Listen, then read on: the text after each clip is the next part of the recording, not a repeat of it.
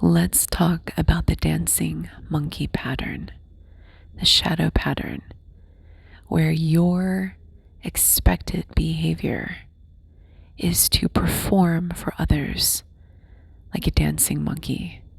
And this is often subconscious because there's a part of us, and I've talked about it before, that aims to please, that wants to fit in, that wants to be seductive or influential. And this pattern is actually really interesting because what can happen as well is that people will want you to see them in a very specific way. And when you start poking holes in that self-image, that mirror that they are trying to project and trying to get your feedback. I recently had this in one of my clients, actually, and I see this a lot, and I think it's worthwhile to talk about it because if you are considering client work or if you've already worked with me, then very likely I've observed this in you, but the degree in which it becomes expressed or harmful varies per client. And I've had a couple of clients that have gotten really angry or really frustrated or disappointed because of this pattern. Because once I see it and once I see how it plays out in their life, I am relentless at breaking that pattern and calling it out.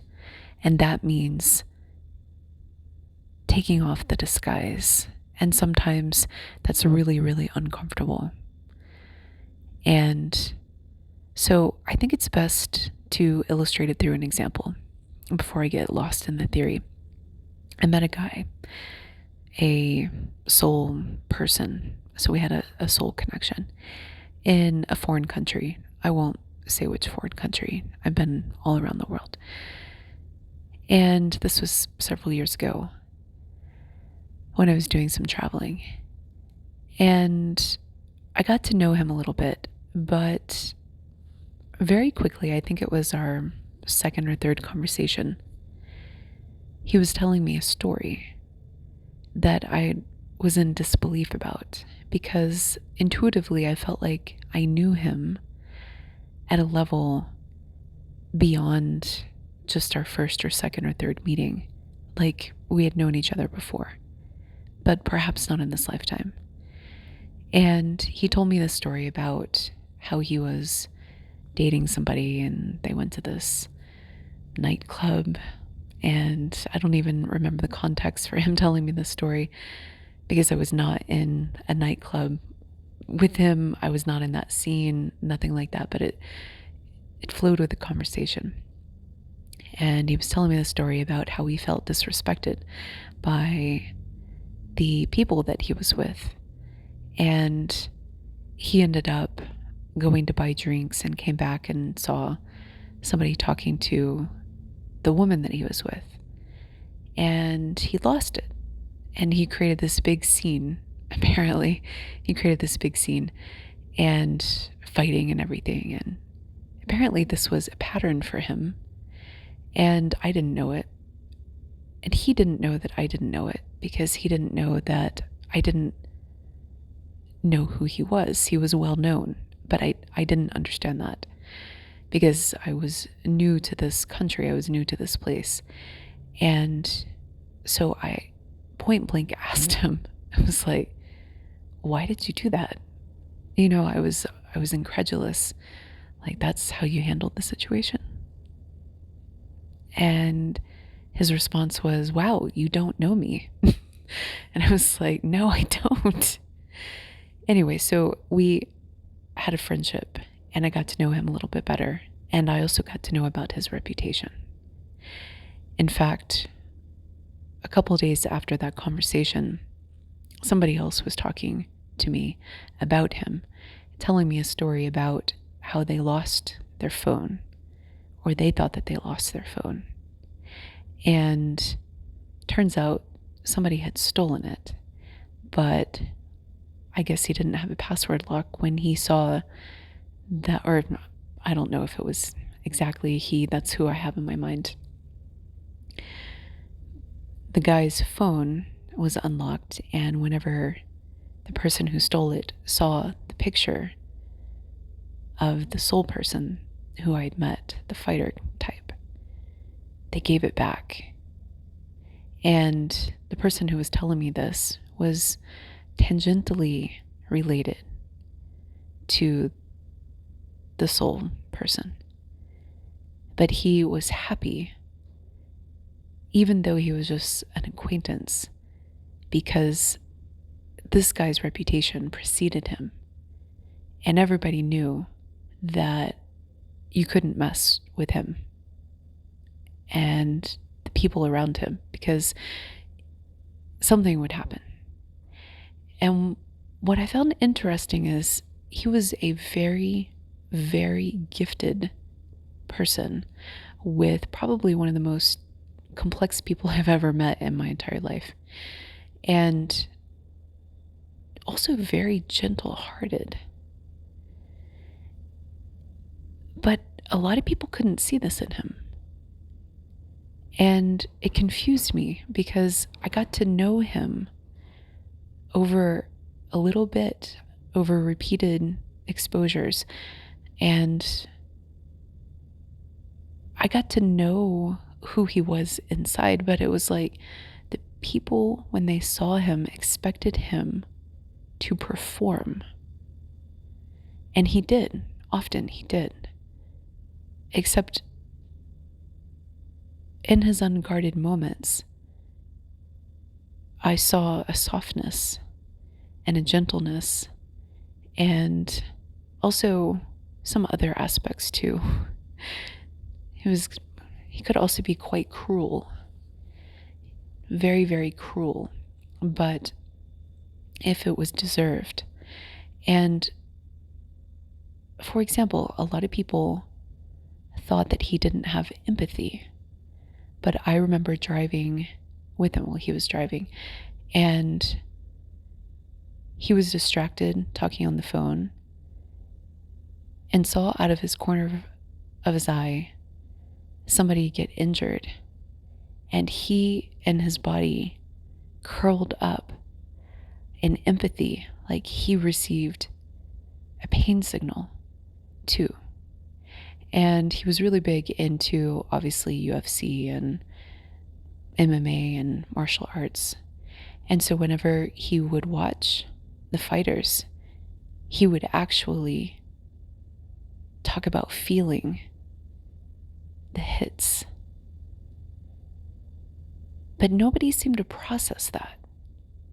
And so whenever he was in mixed company and people would talk about him or tell stories about him, what would happen is that he would transform himself to fit those stories, to fit the character that people had in their minds of him. And all the time feeling as though he wasn't fully seen and fully captured. And it was interesting because a lot of people saw him as a narcissist.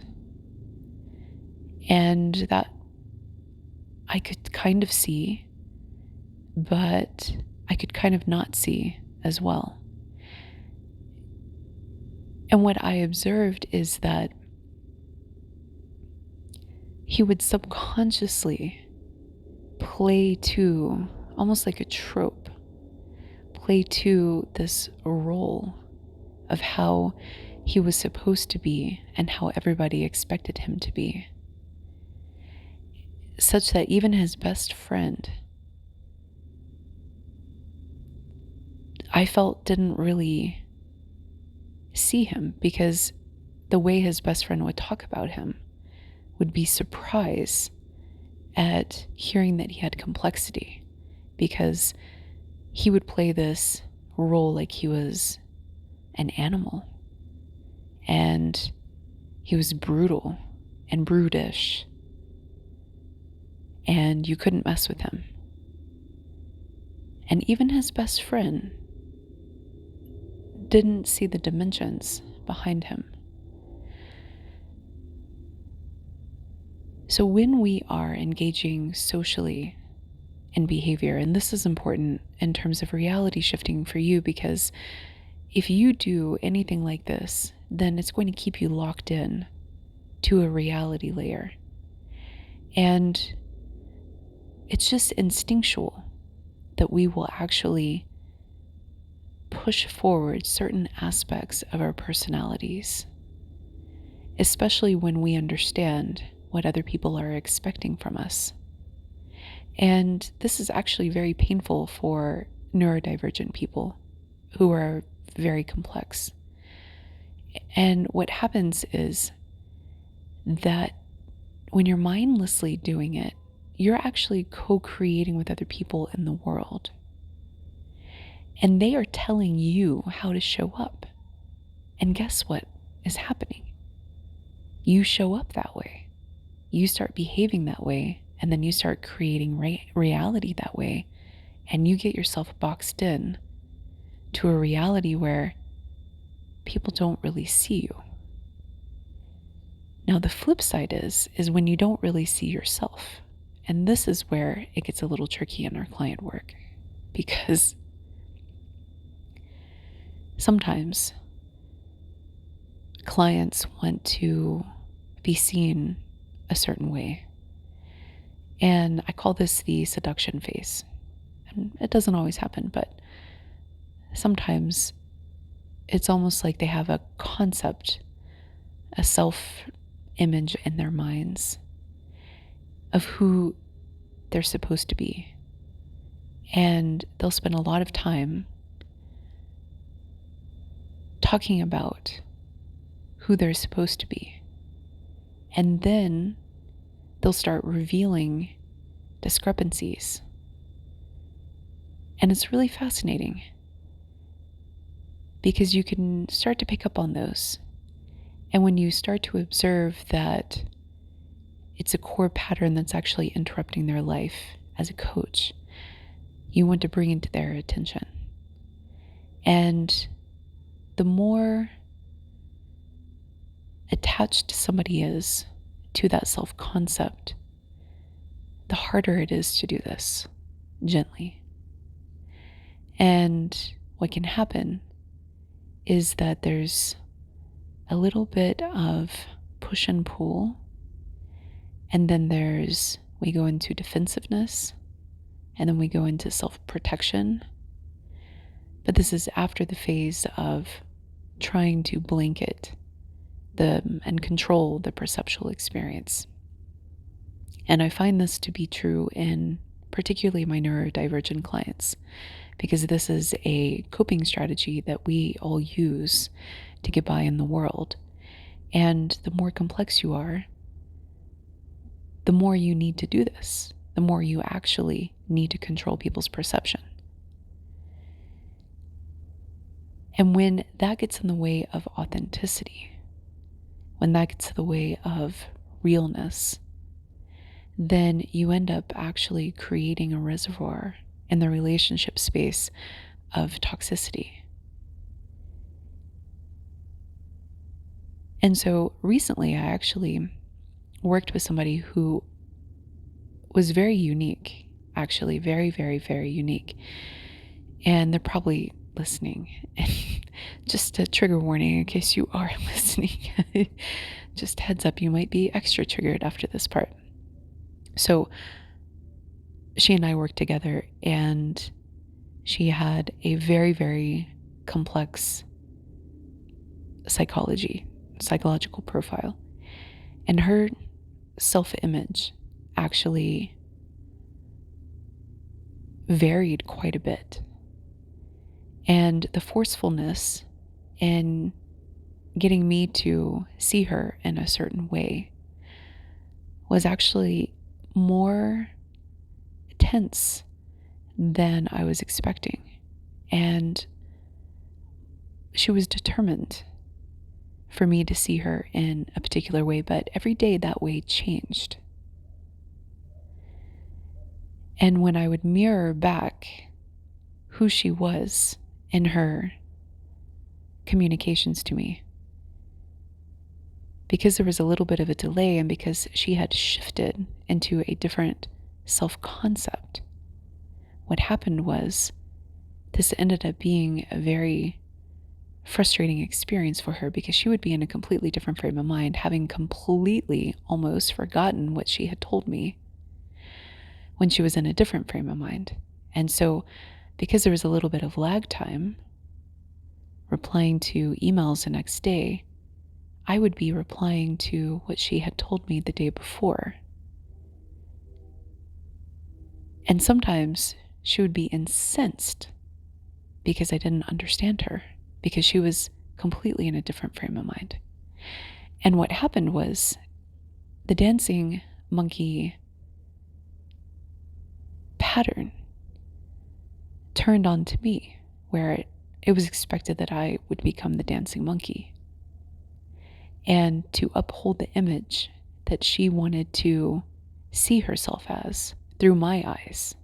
You see, we often judge ourselves through other people's eyes.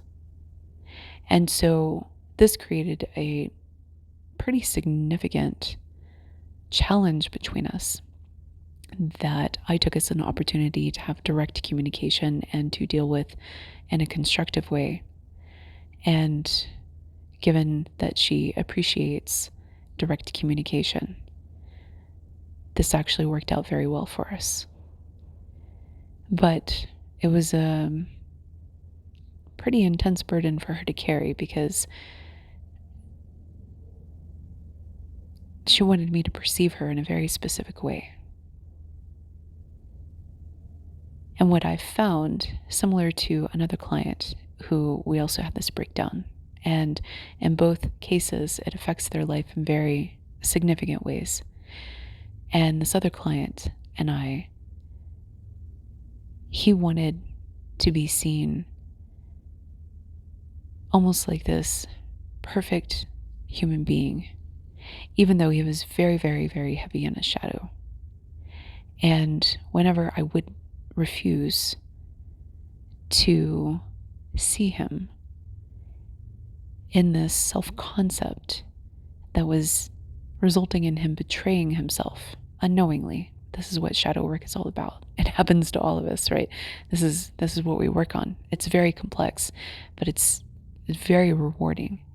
And when I would refuse to see him that way, he would get very angry. And in fact, I could feel him energetically wanting to punish me sometimes when the anger got very, very intense. And that's because the version of himself was very, very rigid. He needed to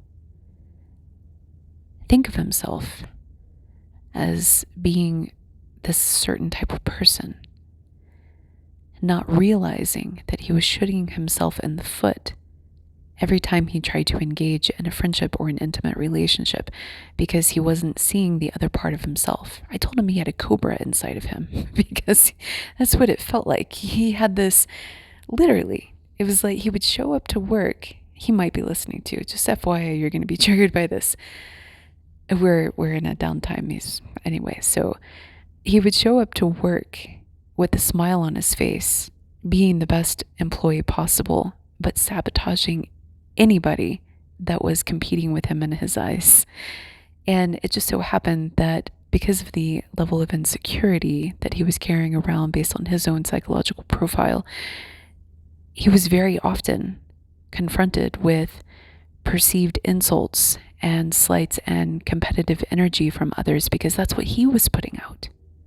And he had stories about this very thing that he was doing, and we talked about it. And literally, he would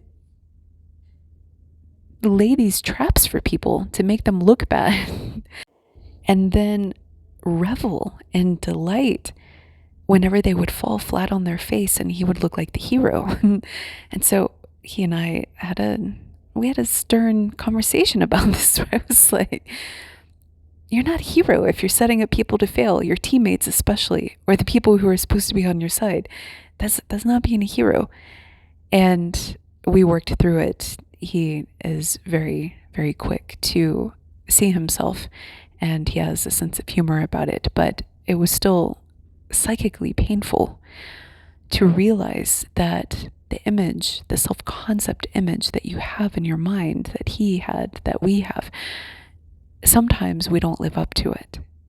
And when somebody points it out, this is where things can get really dicey depending on somebody's temperament and where they're coming from and the level of stability that they have. There are some people that are quite disturbed. And so when you do this, it can actually be quite dangerous for you. And that's why we have the dancing monkey. Because it's just easier sometimes to throw up a mirror and to reflect back what the other person wants to see in themselves. It's much more challenging to work with them head on and to say, yeah, I know that you have that part of you, but you also have another part of you that I see. Are we going to talk about that? Well, in my shadow work coaching, we do, and it's uncomfortable, but we actually solve it. Or you can just continue to shoot yourself in the foot and make all of your friends enemies in the process when you don't need to, and blow up your love relationships. Or we can actually solve it.